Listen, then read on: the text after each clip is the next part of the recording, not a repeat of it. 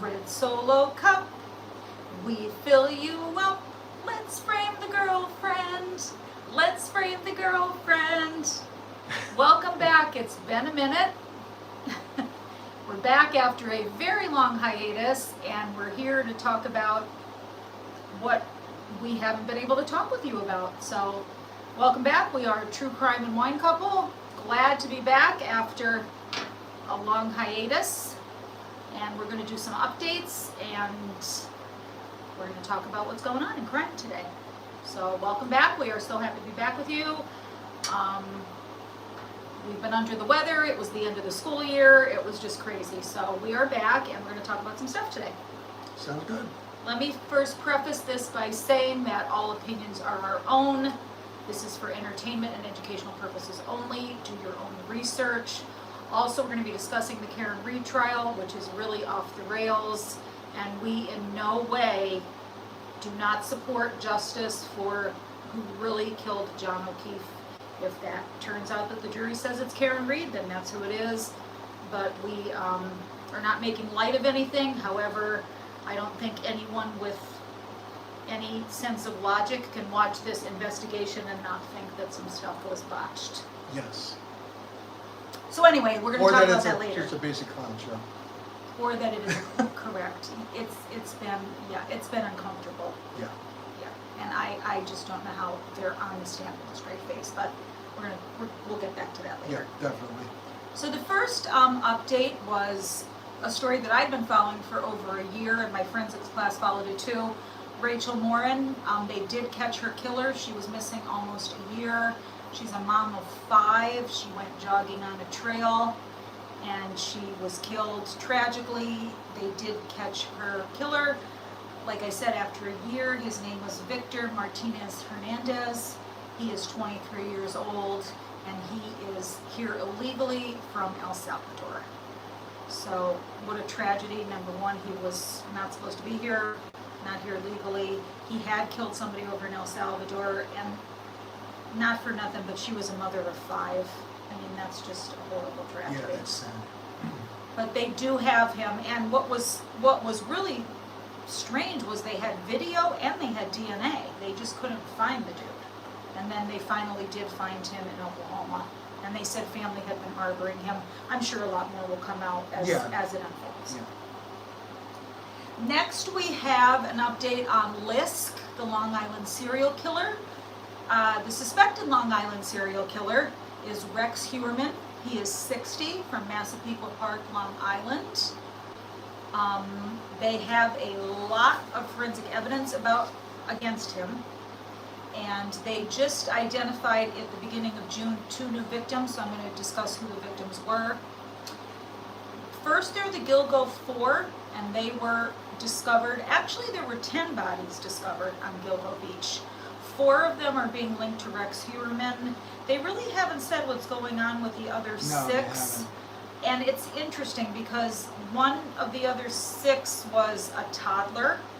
One is the mother of the toddler, which she's only identified as Peaches because she had a tattoo of Peaches on her torso. And there are other victims there as well. But 4 of the 10 are attributed to Rex Heuermann based on forensic evidence, particularly hair.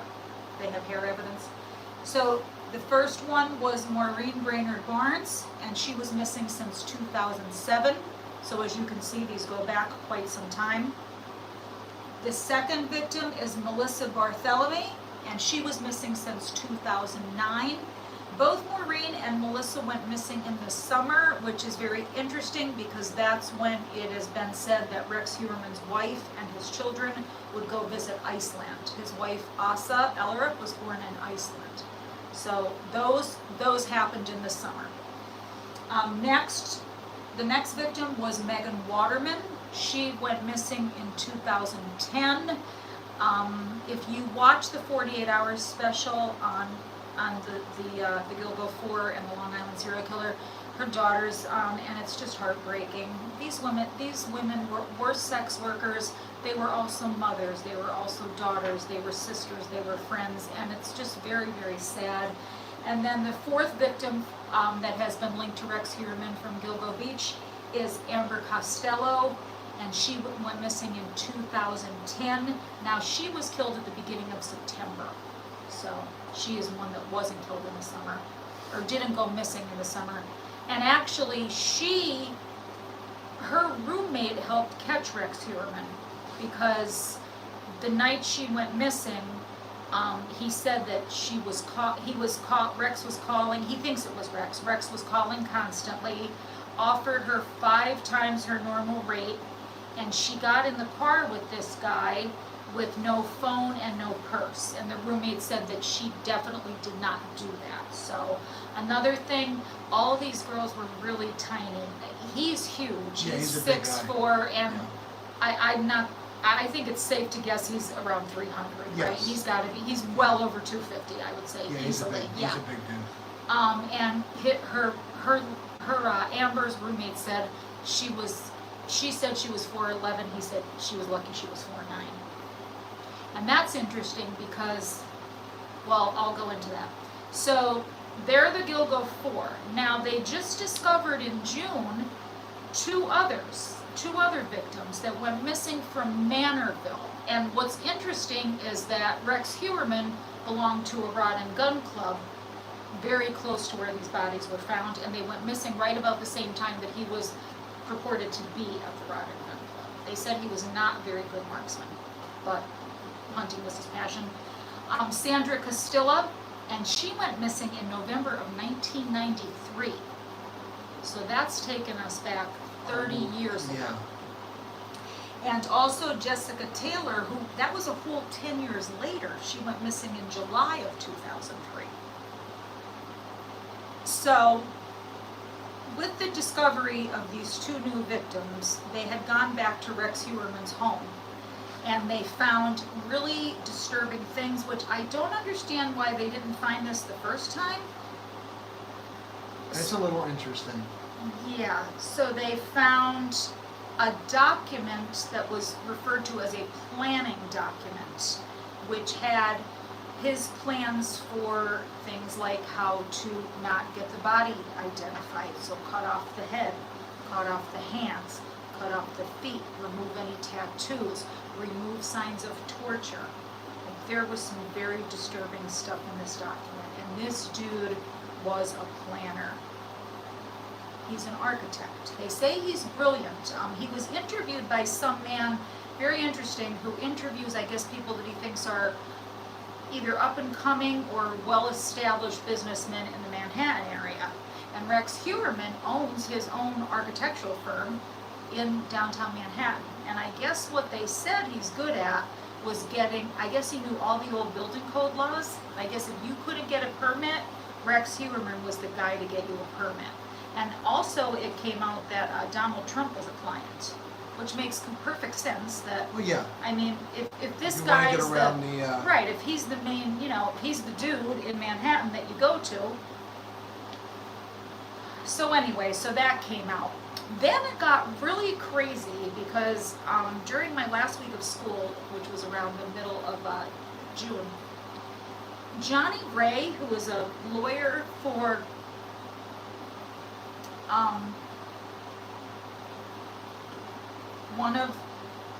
a woman who went missing but wasn't the actual victim, is not linked to Heuermann. So he used to be that family's lawyer, right?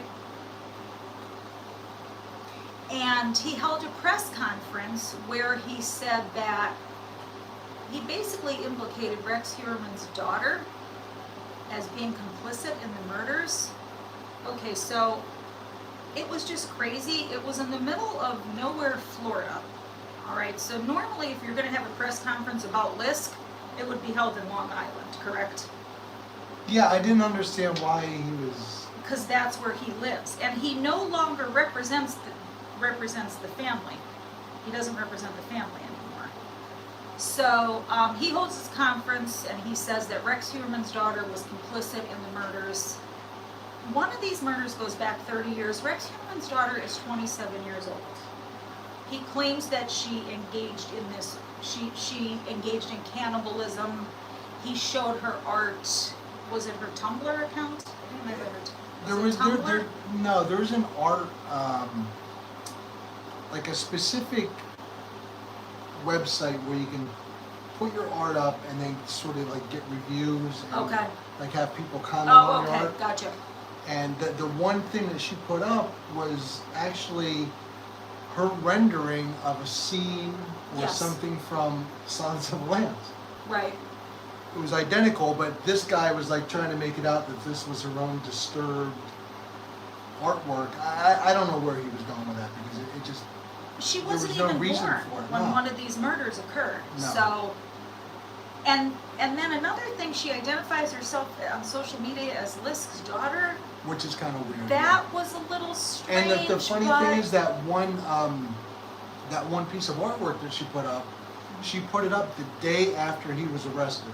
right. So she put it. So she identified herself as Lisk's daughter, and then she just went on a tirade of how it was bullshit that he got arrested and don't know what's going on. But that was like the day after he got arrested. So yeah, obviously she's gonna have issues. Now, BTK's daughter has spoken out about this, and everybody is innocent until they're proven guilty. Right. The stepson of Rex Heuermann, who is Osa's son, it's Rex Heuermann's stepson. He has special needs. Their home's been destroyed. Their lives have been destroyed. His wife has cancer. Well, she's not his wife anymore because she filed for divorce. Right. She lost her insurance. He was the sole provider. The daughter worked for him. The son has special needs and can't work. Their home, which was already a Destroyed, trash basically. hole, has been trashed more.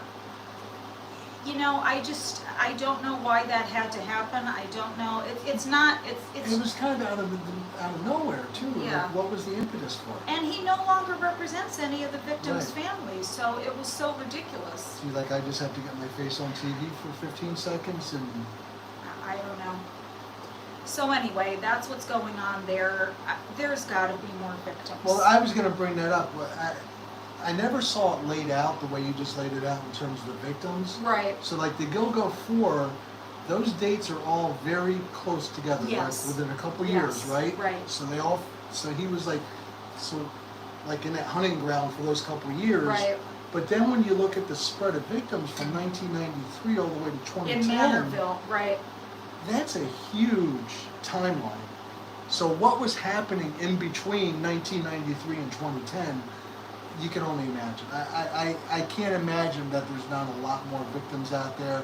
Plus he has ties to South Carolina, he has ties to Nevada. So Another thing I'm thinking is, I mean, he's right there close to Atlantic City, right? Oh, And yeah. there's a lot of Yeah. prostitution. And also, did you know that getting an escort in New York State is not illegal? It's legal to be an escort in New York State? I didn't know that. no, I didn't know But when that. I watched the 48 Hours episode, Oh, yeah? so escorting. I don't know about street prostitution, but being an escort is allowed in No, the I state didn't of know New that. York.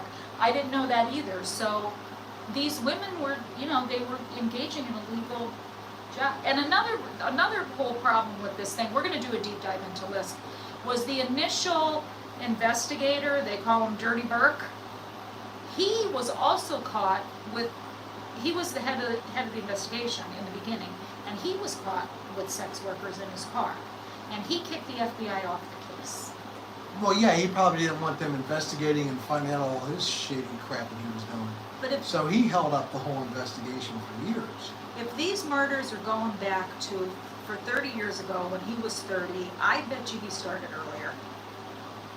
His father, what they're saying is that the father died at 12, so I'm thinking that when he was 12, he was bullied. He had a lot of the precipitating events.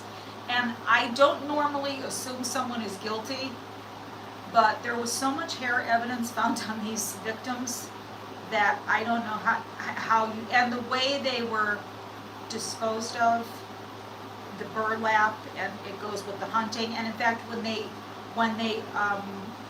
conducted the initial profile of LISK, they said that he was a duck hunter, believe it or not. And then this burlap amazing. that they That's found amazing how they is do that. duck hunting, like it's specifically used for duck hunting, which I found really Right. interesting. It's crazy how they, Yeah, it they, really they is. find like their age, their race, where they live, it's crazy. So that's what's going on. So stay tuned for more of that. I don't know. I'm thinking this could be another And Ridgeway. the other thing you said was interesting too, that since it went all the way back to '93, that was right there when Joel Rifkin Yes, was. yes, we were. Should we tell the story? Yeah, I gotta tell him. Sadly, one of my students one of my former students, who's only in his early 20s, has adrenal cancer, and his name is Joel. He's Spanish. It's Joel. It's not Joel. So we got shirts as a fundraiser, and they say Team Joel on them. So I was wearing the shirt, and I was going to school for a field day, and you're like, why are you wearing the Team Joel Rifkin shirt? Like, Which was dumbass. I said, this is my student. I don't think I'd be going to school with Team Joel Rifkin. Yeah, so that's pretty much what you expect of me half the time. So anyway, we went and we said, wow, I wonder if he was operating at the same time as LISK. So we went and Googled it, and come to find out, LISK and Joel Rifkin were operating at the same time. There's the overlap of the 1993 victim. Right. Joel Rifkin is in prison for life now. And actually, he has a lot of insight into these things. He's actually, interviews with him are interesting if you want to, if you have extra time and want to watch something. So that's what we have on LISK so far. Like I said, we're going to do a deep dive, and stay tuned for more. I'm thinking this could be the scope of another Ridgeway, another Green River Killer. Another interesting thing that he did was right out of the Golden State Killers playbook. He was taunting the victims with the phones, which is another part. So he was using the victims' phones to call their family members and taunt them. Which is So super creepy. not even creepy. That's sadistic. That's showing that this man was a sadist, basically. I think he's the guy. I know he's innocent until proven guilty, but they've got a lot of forensic evidence. They have a ton. I mean, and it's not like, and they caught him surreptitiously with the pizza crust. It's not like a Kohberger where it's, it's familial, and it's, Right. there's a question. I mean, this was this dude's hair on those victims, which was interesting because in the planning doc he talks about not getting caught and not leaving DNA, but transfer DNA, if you understand anything about transfer DNA, if you do any experiments with transfer DNA, we did it in school, like if we just rubbed our backs together, stuff from my shirt would be on your shirt. It's amazing how DNA just transfers all over the place. It doesn't You can't take get away much. with stuff nowadays. No. So that's what's going on with LISK. We also have some upcoming trials that I'm going to be watching. There is the Boy in the Box trial. Now Tracy Ferreter, who is Tim Ferreter's wife, is going to go on trial for basically child abuse, where they kept their son, who was adopted, in a small room, which was basically a box with a bucket as his toilet. The dad was just convicted recently. He could have taken a 1-year plea bargain, but he decided to take his chances, and he got 5 years instead. So he got 5 years in prison. I don't understand why the wife is going to trial. It's kind of like the Crumbleys. They got the same darn thing. I think she should try to plead down, but she's going to trial. I don't understand why. You know what your husband got. You're going to do the same thing. And once again, and this is what keeps coming up in all these trials, there's an audio tape. We've got audio. You're done. Like, they have the evidence, Right. and we'll get more into that when we get into Sarah Boone. So, and also Christopher Greger, the treadmill abuse murder case. So they're the sentencings that I'll be watching that are coming up soon. This week, Wayne Williams will be sentenced. That trial was really interesting. He gave the name of Deadpool. His name is Junior, but he called himself Wayne Williams, and he wanted to be a human Joker. His face was covered in tattoos. he basically admitted to the murder. Sadly, he picked this woman up at a bar, took her back home. It was horrible, it was brutal. He had a swastika right underneath his eye. I mean, it was insane. The dude was huge, he was 6'4", he was massive. He shows up in like a purple suit. Yeah, so if you want to see something interesting but also horrible and disturbing, watch the, you can watch the sentencing too. He's going to get sentenced this week. I'm assuming it'll be, I'm thinking he's going to get the death penalty. It's a Florida case. It's Cape Coral, Florida. What struck me about this case is that the defense attorneys didn't even put on a defense. Like, okay, No. we're not even gonna I bother. think, and I think the main thing is try to keep the guy alive. Yeah, but shouldn't you like at least try to put something out there to keep him alive? He admitted to it. What are you Yeah. going to do? You know? Which that brings us to, oh, and also Christopher Greger, I think, is getting sentenced in early July. He's from Jersey Shore, the Jersey Shore, believe it or not. And he was another one where they had a video of his son who he abused on video and went to trial and was convicted. He did not get premeditated murder though. He got aggravated manslaughter. So he got the middle charge. His defense put up he had some guy out of Staten Island who was a real jerk, but I have to say the guy put on a good defense for him. I really think he did. It's just tragic, and now there'll be more to watch with that because the boy's mother, his name was Corey Michello, his mother will be suing DCP&P, which is the Children and Youth of the state of New Jersey. Right. And next we have, speaking of video, we have Sarah Boone. Sarah Boone just penned I'm sorry that I'm laughing about this. I am not making fun of this trial at all, but this woman is ridiculous. She just penned a 58-page handwritten manifesto to her judge. She is on her 8th lawyer. I don't understand that. I just don't get And it. her 8th lawyer wants out. Her 8th lawyer wants to get rid of her. So what Sarah Boone did was zipped her boyfriend up in a suitcase, filmed it, went and took a nap, and the guy she thought he could get out of the suitcase. He couldn't get out of the suitcase. He suffocated to death in the suitcase. And the whole thing is on audio. You can hear him saying, Sarah, let me out, and her just ignoring him. So they have, the tape is there. But she thinks that she's going to get this great defense. I guess what she's planning on doing is the battered woman. She plans on using the battered woman defense. So this guy abused her, she's a battered woman, and she did this as retaliation for being abused. Well, now it turns out that they can't get somebody to testify because nobody wants to touch this case. So I guess they've contacted a lot of people to testify about battered woman syndrome, and no one will touch it. So now she has her 8th lawyer, who I guess is a very good lawyer, but she's saying she's rude to her, she's mean to her, and what's happening is Sarah Boone doesn't want to hear that she basically is screwed because they have Right. the tape.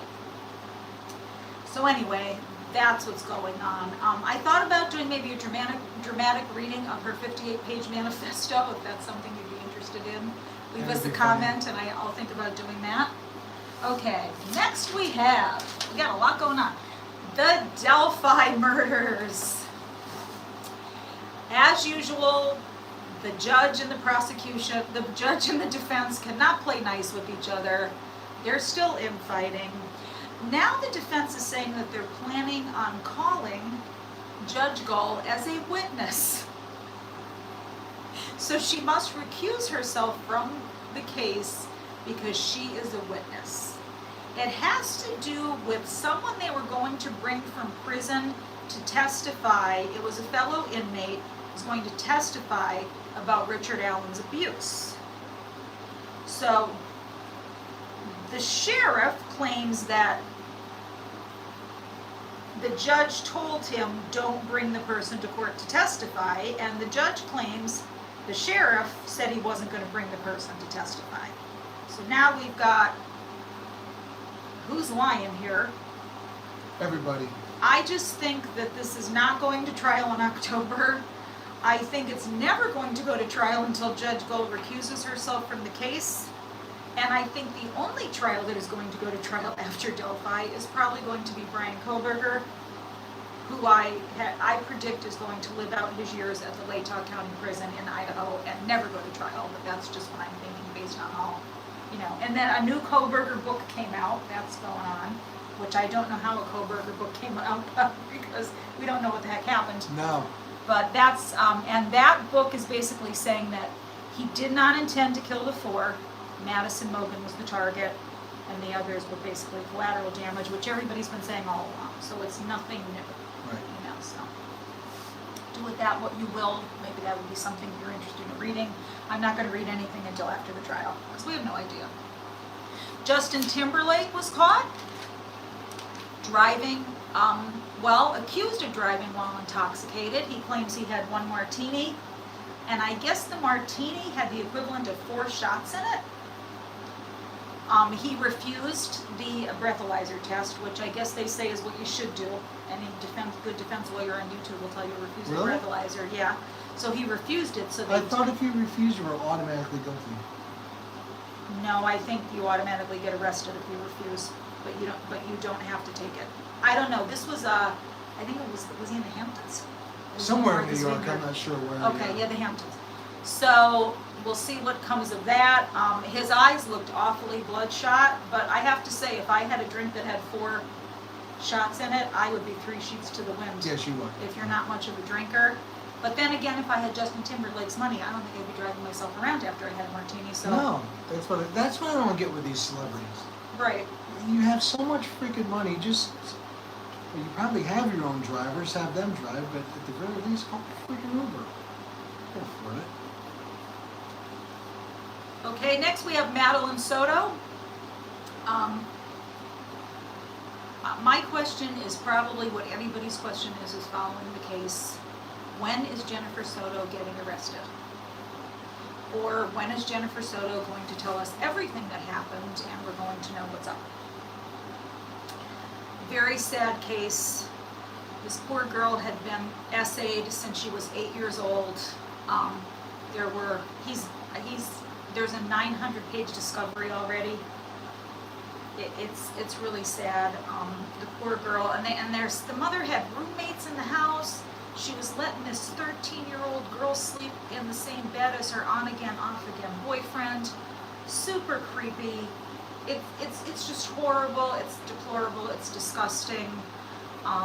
Like I said, I really think the mother knew what was going on, or she was somehow complicit. I don't understand why they're not going after her. I'm not sure if she's going to be the one to solidify the case against him. I don't know. But all the evidence is there. This dude's guilty. Everything's on his phone. All the pictures of all the abuse. But it seems like she's not being very helpful. If you're trying to save your ass, wouldn't you be as helpful as you could with the... Well, yeah, but we don't know how helpful she's being because we only know, like, from the police body cam video when Madeline initially went missing.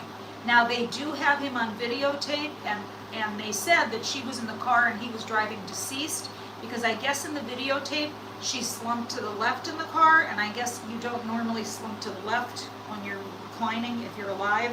You normally slump to the right. So that's how they're saying, that's what they're saying is the evidence of her being... Never heard that before. Yeah, so that's how they think.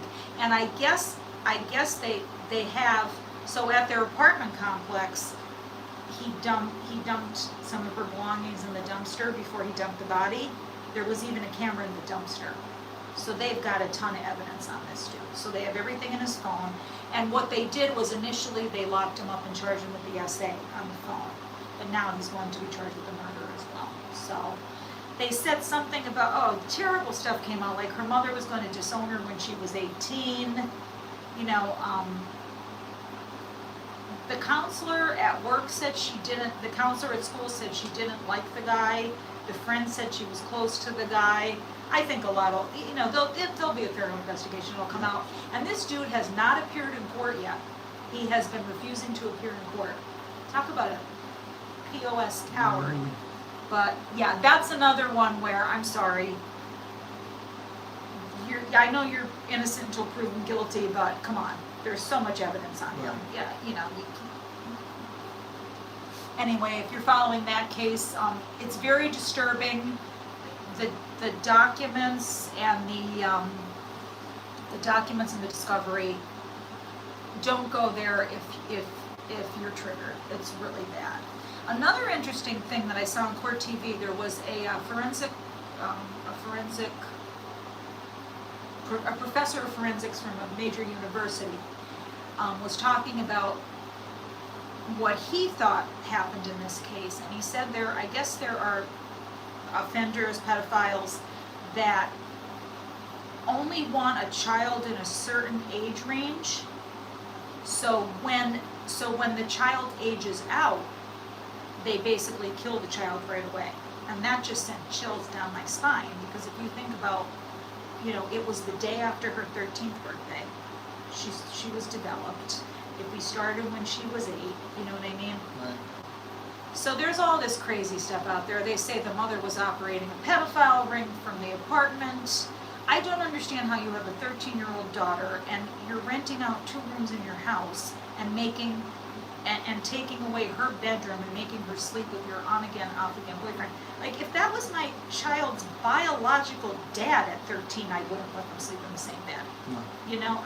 It makes no sense. So there's that. Then, okay, before we get to Karen Reed, one more cool thing. In a Queens neighborhood, vigilante justice took over, and it was awesome. Yes, it was. So Christian Inga, he is also an illegal immigrant. He essayed a 13-year-old girl. So what he did was he abducted a 13-year-old couple that he saw walking, tied them together, and essayed the girl.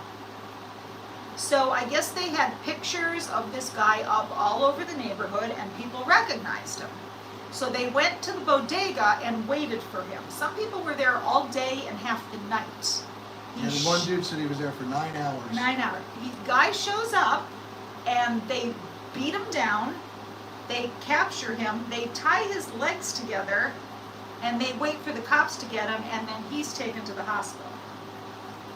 So don't mess with the people of Queens. No.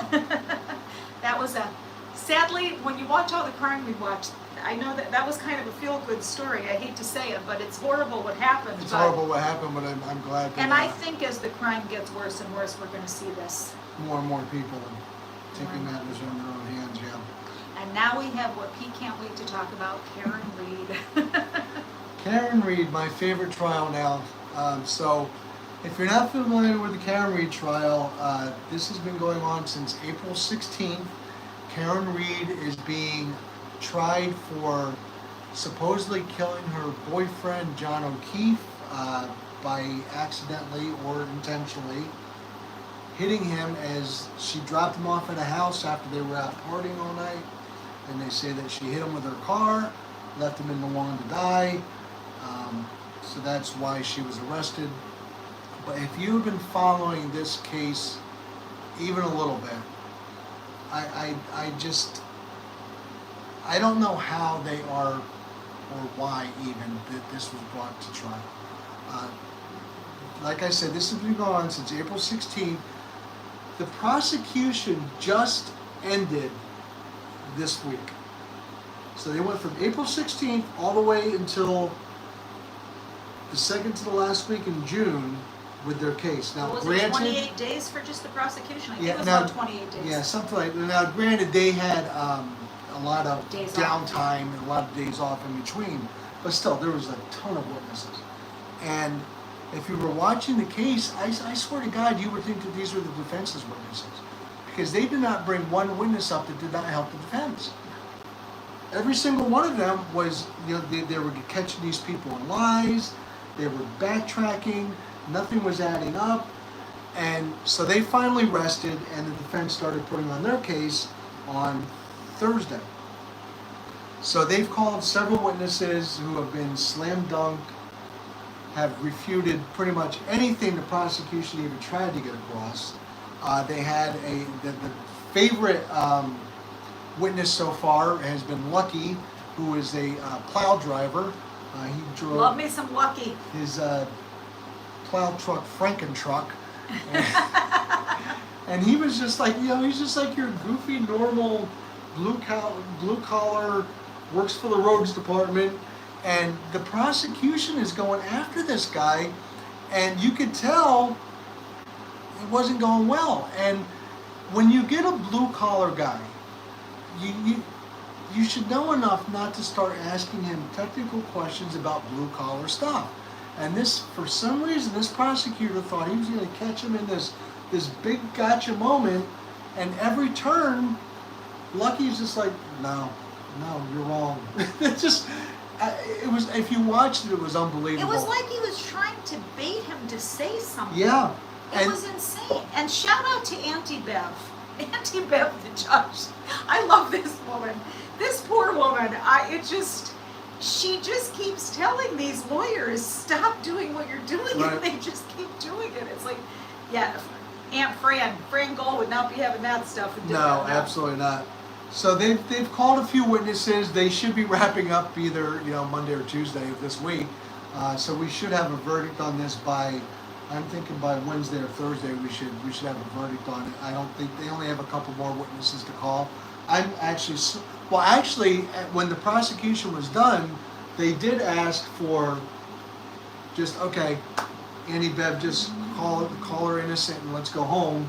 But she's like, no, you need to put on your case. So they're putting on their case. And the other interesting thing is, if you've been watching it, when the prosecution is going through their witnesses, they are taking forever and asking the same questions over and over and over again, and like just meandering all over the place. The defense gets up there, is like boom, boom, boom, boom, out of here, done, bring on the next one. So the jury is just totally bored and lost and not paying attention when the prosecution's up there. But yet when the defense is up there, because they're so quick and they're so concise, the jury's actually paying attention. I don't know how this woman will ever be convicted. We won't know until the jury comes back. But I'm sorry. I don't. If I was in the jury, I would be back there for 1 second and she's not guilty. This case is a forensic science nightmare. They collected blood in red Solo cups. They claim that a tail light caused what I can only assume are dog bites. All right, I've been doing animal rescue for 20 years. I have broken up dog fights. I have seen people bitten by dogs. I have been bitten by dogs. And let me tell you, no tail light caused these injuries on a guy outside in a blizzard with a parka. I mean, all you have to do is look at these injuries and know that they're dog bites. It's crazy. And then they didn't follow the chain of custody for the. There were so many holes. Oh my God. Then they're questioning. So they get this woman on the stand who is an expert in wounds, and especially animal wounds. So they keep asking her. So what they're doing is they're basically. I'm looking at this from the forensic standpoint. He hasn't been. They're basically talking about odontology, forensic odontology. So forensic odontology is the study of bite marks, okay? And it was one of the main things that convicted Bundy. But if Bundy went to court today, it would never hold up in court. But what the woman was trying to tell this idiot prosecutor is that I know that the injuries were caused by a dog, but I don't know what dog. And that, if you study forensics, is the difference between individual and class evidence. So you can tell a bite from a dog, but you don't know which dog. That would be the individual. But the class evidence is saying these are scratches and bites from an animal. Also, the pet in the house was a German Shepherd who they gave away or got rid of. I don't know what they did, if they euthanized it or whatever. Yep. And then they totally refinished the basement where it supposedly went down where John O'Keefe passed away, and then sold the house for below market value. So people got angry with me in the comment section that that's not evidence. I'm sorry, that's circumstantial evidence right there. We convict people on circumstantial evidence. Well, I mean, this was bungled from the very second by law enforcement. They never interviewed the homeowner, Right, who was a cop. yes. They never went in the house of the homeowner, who was a cop. They never interviewed, like they never Impounded did that. the dog. They never did any, so, and then they went back hours and hours later looking for evidence. So the crime scene was there basically from 6:30 a.m. to about 4 o'clock in the afternoon. It was totally unsecure. Then there is all sorts of gaps in the evidence, specifically when the Edgar, Jocelyn, welcome, hello. I just wanted to say hi. Yeah, that was like an hour ago. Oh, okay. They towed this car to the police, wherever they towed it to, and there is video of it going in, and then there's video of the car, and then there's the cops standing behind the car where the taillight was supposedly cracked, but it doesn't look like it's cracked, and then the video stops, and then it picks up about 10 minutes later, and oh my goodness, there's the cracked taillight. There's just so much shady crap going on with this. I don't know how she could possibly. The worst part of this is the cringy text messages. So they make people read their own cringe text messages. One was an ATF. I love ATF. I think I'm obsessed with ATF. I think they are the badasses of the badasses. Well, let me tell you, this trial is ruining ATF for me. Because this guy was flirting with Karen Reed. He was a complete idiot. Then who was the guy? Oh my God. Then we had to learn about Karen Reed's anal leakage. I mean, like, I don't know how these people read these messages. No. This guy, like, was looking for nudes in her phone. The lead investigator right? was looking for nudes, and he's saying like, and he's she's texting a his babe. friend. I haven't found any of them yet. So it's been a 3-ring circus. Oh. And I feel bad for it breaks my heart for John McCabe, because John O'Keefe, I'm sorry. I'm looking at McCabe. Yeah, up not there. Jen McCabe. Yeah. Jen McCabe, no, John O'Keefe. Yeah. I mean, his brother, right? He lost his brother and his sister-in-law. He's raising their children. Now he's gone. Right. It's just so sad, and I think it was a big cover-up that, Yeah, so do I. If Karen Reed doesn't walk, this might be one of the biggest miscarriages of justice I have ever seen, because they have not proven this case beyond a reasonable doubt, in my opinion. No, not even a little bit. And the sad part is because the investigation was so sloppy in the very beginning, Right. when she gets acquitted, and I'm going to say yes, she's going to get acquitted. When she gets acquitted, they have no evidence to go back to try to piece this case together to figure out exactly what happened. There's nothing there. They've lost everything. So I don't know. I don't think this is ever going to be solved. Okay, so let's make some predictions. Karen Reed walks. Karen Reed walks. Okay. I believe Wayne Williams is going to get the death penalty.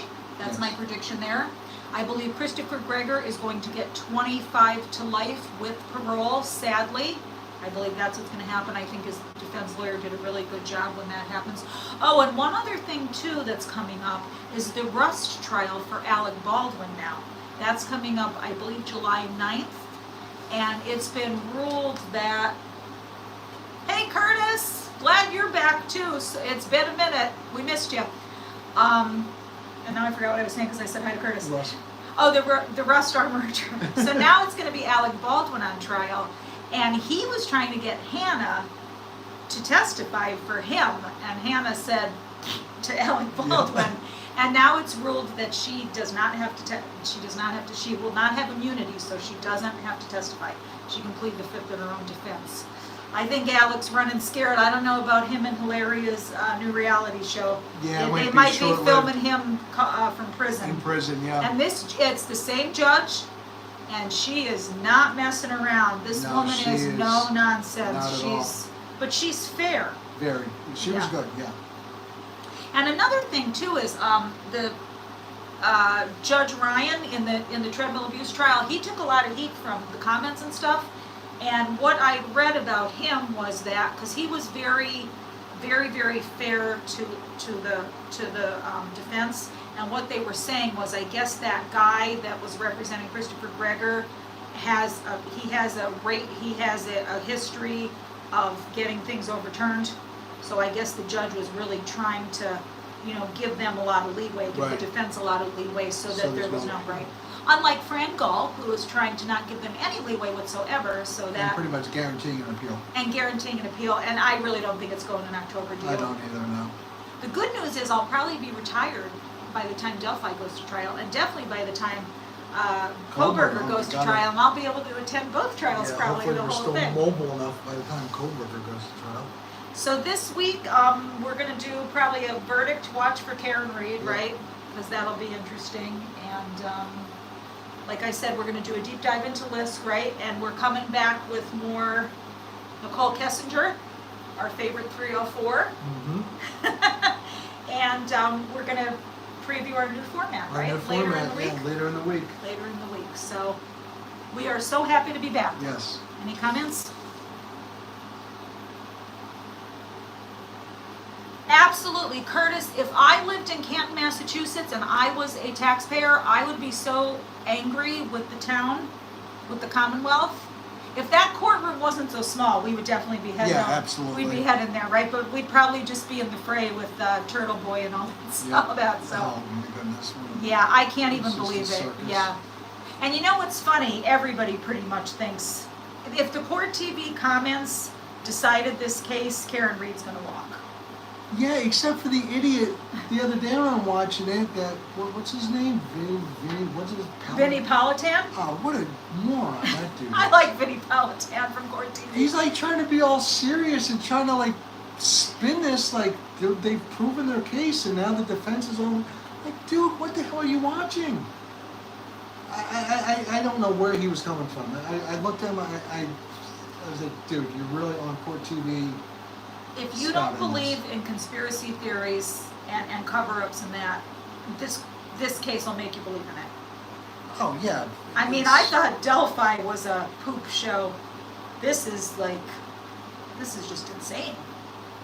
Plus, not to mention the federal investigation that's going side by side with this. Right. Looking into this for a cover-up. So, And what awful people.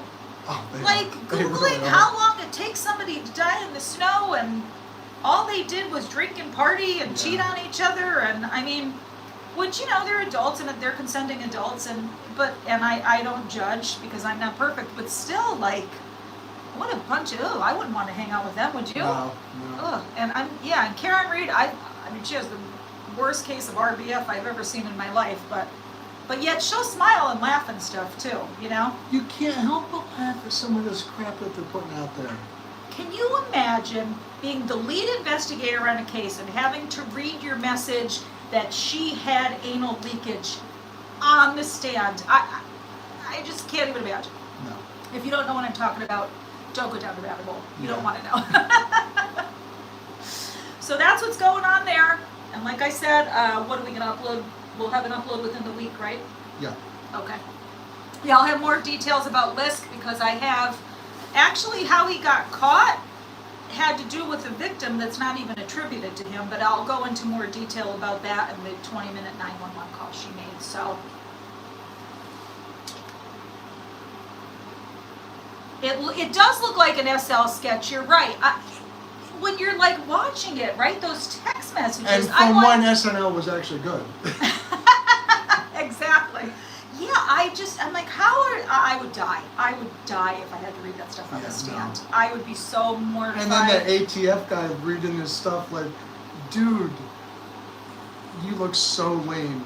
Like, she wanted him, and it was just going over his head. Dude had He no clue. game. No game whatsoever. Dude, you need, Ryan Anderson could teach him something about Yes. picking up chicks, for Yes. sure.